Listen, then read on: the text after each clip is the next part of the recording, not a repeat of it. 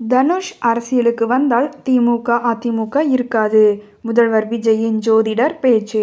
தமிழ் திரையுலகின் முன்னணி நடிகரான தனுஷ் அரசியலுக்குள் களமிறங்கினால் அது தமிழக அரசியலின் பாரம்பரிய கட்சிகளான திமுக மற்றும் அதிமுகவின் இருப்பையே கேள்விக்குள்ளாக்கிவிடும் என்று ஜோதிடர் ரிக்கி ராதன் பண்டிட் வெற்றிவேல் அதிரடியான கணிப்பை வெளியிட்டுள்ளார்.